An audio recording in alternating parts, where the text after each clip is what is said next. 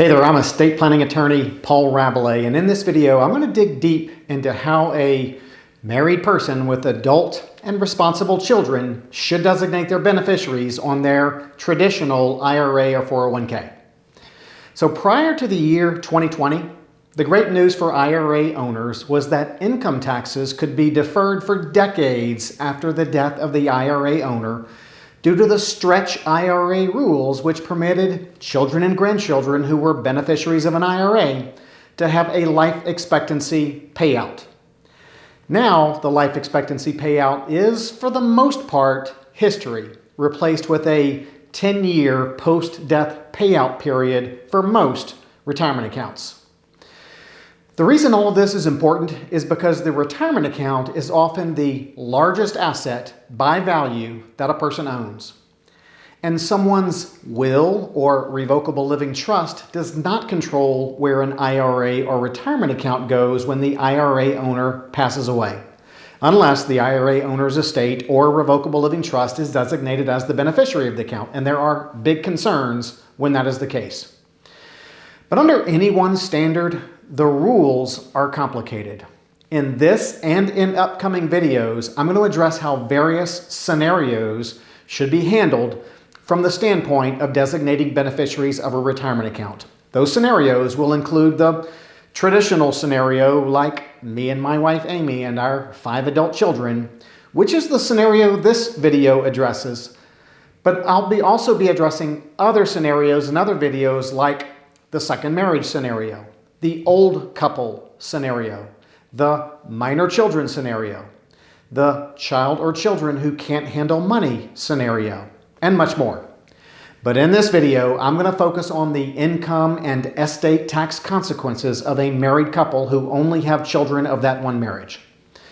So personally, I fit in this rather simplest of all scenarios. My wife Amy and I have 5 adult children. Amy certainly is competent and capable of handling her affairs if I were to pass away. And our 5 children, which range in age from 30 down to 21, are all adults and responsible. The oldest 3 are corporate lawyers, and the youngest 2 are knocking on the door of law school. In our family, there are no blended family issues, no minor children issues, no disabled children issues, no, as of yet, concerns about a surviving spouse or child getting their hands on and blowing a big chunk of money. There's no bad son-in-law or daughter-in-law issues, so we are pretty boring from an estate planning perspective, but I'll take it. So how do I have my IRA beneficiary designations established? Probably like most other people in my circumstances, my wife Amy is my 100% primary beneficiary, and our 5 children are each 20% secondary or contingent beneficiaries. But let's take a deeper look at why that works. First, let's address the income tax consequences. By naming my spouse as the beneficiary, I have set things up so that income tax is deferred for as long as possible because the surviving spouse qualifies for the best required minimum distribution treatment available to any beneficiary. For retirement benefits left to a surviving spouse, she can roll over the inherited benefits to her own IRA. For this rolled over account, Amy does not have to take any distributions until she reaches the age of 72. And once she starts taking required minimum distributions from the rollover IRA, the required minimum distributions will be calculated using the Uniform Lifetime Table, which provide much smaller required minimum distributions than the Single Life Table, which would be applicable if the account was left in a trust for her. More on that in a future video. Now let's look at the estate tax consequences of designating a surviving spouse as an IRA beneficiary. Naming a surviving spouse as the outright 100% beneficiary automatically qualifies for the estate tax marital deduction.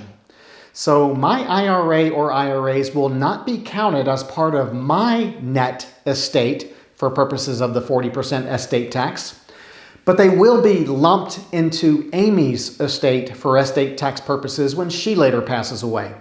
And with the current $12.06 million estate tax exclusion amount scheduled to be cut in half on January 1st, 2026, some IRA owners who leave 100% of their IRA to their surviving spouse may cause their surviving spouse to have a taxable estate at the death of the surviving spouse. But one way to double the surviving spouse's estate tax exemption is for the executor of the first spouse to die to file a federal estate tax return, it's called IRS Form 706, within 9 months after the death of the first spouse to die, even though that return is not required to be filed because the estate of the first spouse to die does not exceed the exemption amount. But if that return gets filed and what's called portability election is made on that estate tax return of the first spouse to die, that will allow the surviving spouse to have a double estate tax exemption to shelter the assets that remain when the surviving spouse passes away. However, this significant estate tax elimination benefit does, and will continue to, get missed when the first spouse to die's estate is not large enough to require that a federal estate tax return be filed. So if you are married and in that $3 million plus estate range, you may want to tell your spouse right now, honey, I'm leaving you 100% of my IRA. But as soon as I kick the bucket, look into whether it would be appropriate to file a federal estate tax return within the required 9 months after I die deadline in order to double your estate tax exemption. Even though a not fully educated attorney, CPA, or financial advisor tells you that you do not have to file an estate tax return, you might need a double estate tax exemption because I'm lumping all of my retirement account assets into your estate. Now, after you pass away, the plan would be for your spouse to name your children as your surviving spouse's primary beneficiaries. And when your surviving spouse dies, the 10-year rule will apply to your children after your surviving spouse dies. So our 5 children would have to take distributions and pay income tax on those distributions within 10 years after the death of the surviving parent. Amy and I have no problem with that because they are all adults and we do not feel the need to lock it up in a trust for them, although that will be addressed in a future video. One final point. Even though it may seem easy to designate your estate or your living trust as your IRA beneficiary, if your circumstances are like those addressed in this video, then you should designate individuals as beneficiaries to make sure you avoid some of the adverse income tax consequences that can result from naming an estate or trust as a beneficiary. Again, all that will be discussed in a future video. And note that I'll put all of these estate planning with retirement benefits videos in one playlist on my YouTube channel.